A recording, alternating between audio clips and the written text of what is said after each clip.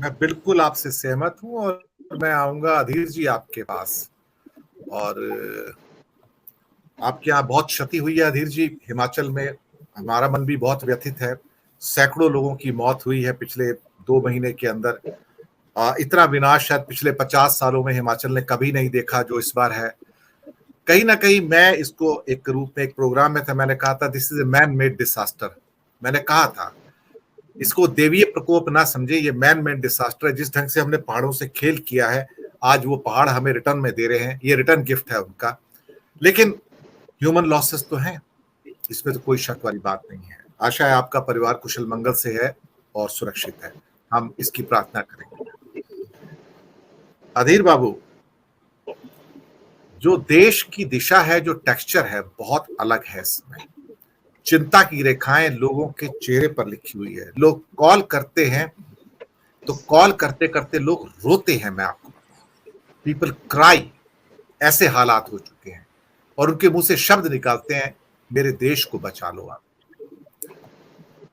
आप सोचिए, इस देश को कुर्बानियों के आधार पर बनाया गया था। आप यकीन मानिए, बहुत सारे लोगों को नहीं पता कि हमारा एक पार्टीशन डॉक्यूमेंट था।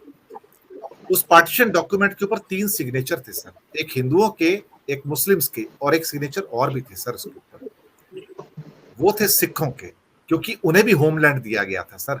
पंजाब के 2 टुकड़े हुए थे, वेस्ट पंजाब पाकिस्तान में चला गया था और ईस्टर्न पंजाब जहां पर सिख ज्यादा थे, वो उनसे पूछा गया था, सरदार बलदेव सिंह जो कि अकाली रिप्रेजेंटेटिव थे, क्या आपको अलग होमलैंड चाहिए सिख? उन्होंने कहा नहीं, मैं हिंदुओं के साथ ज्यादा सुरक्षित हूं, पंडित नेहरू और मैं पटेल के साथ ज्यादा सुरक्षित हूं। और वहां पर सरदार बलदेव सिंह उस डॉक्यूमेंट पे साइन करते हैं और पाकिस्तान की जो टीम थी जिसमें जिन्ना था, निस्तार थे और लियाकत थे, उन्होंने साइन किए थे। और भारत की टीम में थे नेहरू, पटेल और कृपलानी, यहां इनके साइन होते हैं। सर, हमने उनको वादा किया था कि आप हमारे हैं, सिखों को कहा था, और ये उनको अब कहते हैं तुम खालिस्तानी हो, पाकिस्तान चले जाओ या कहीं और चले जाओ। सर, क्या किसी के बाप का हिंदुस्तान है जो राहत इंदौरी साहब कहते हैं? सबका खून शामिल है यहाँ की मिट्टी में, किसी का बाप का हिंदुस्तान थोड़ी है।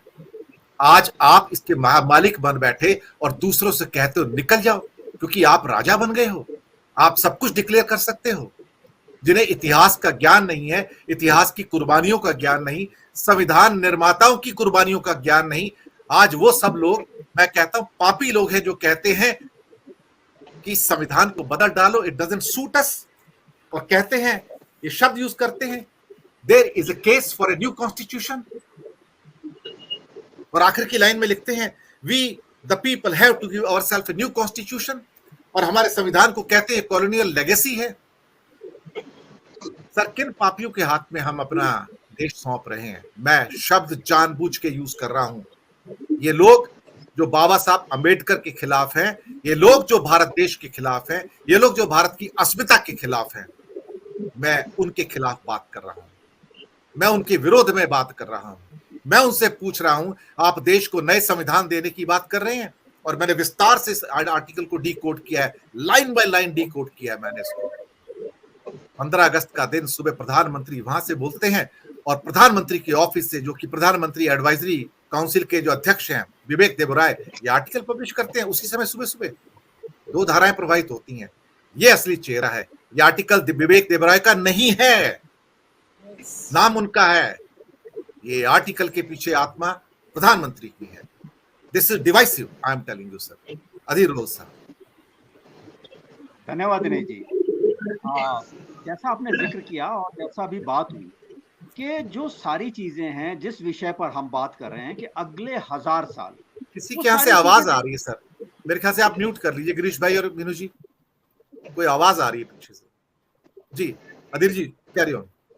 जी।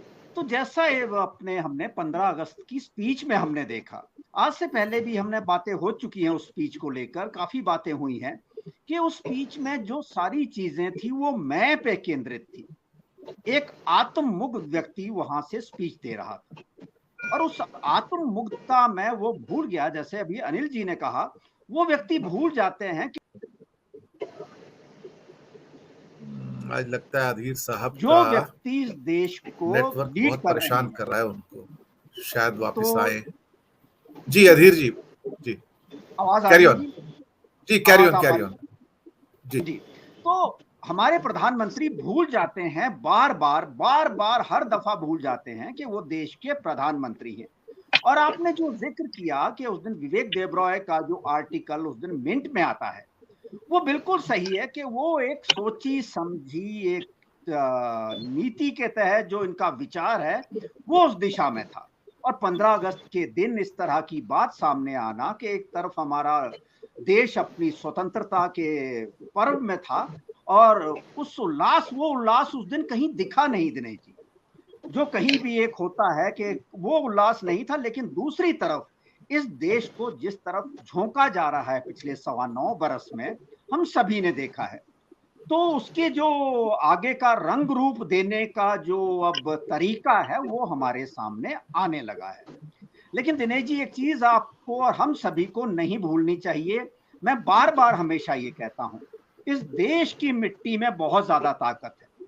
आपने देखा होगा कि कितने आह्वान होते थे पिछले 9 वर्षों में, आप फलानी तस्वीर लगा दीजिए, आप फलां तस्वीर लगा दीजिए। इस बार भी आह्वान हुआ था कि देश की मिट्टी के साथ अपनी डीपी लगाइए। लेकिन वो आह्वान मेरे अपने सोशल मीडिया पे जो मेरे अपने मित्र हैं और बहुत ही ज्यादा कट्टर अपनी विचारधारा के लिए है, हिंदुत्व की विचारधारा के लिए, उन्होंने भी उस आह्वान का पालन नहीं किया। तो एक चीज आप साफ देख रहे हैं कि अब वो जो एक सारी चीजें थी वो टूटती नजर आ रही हैं।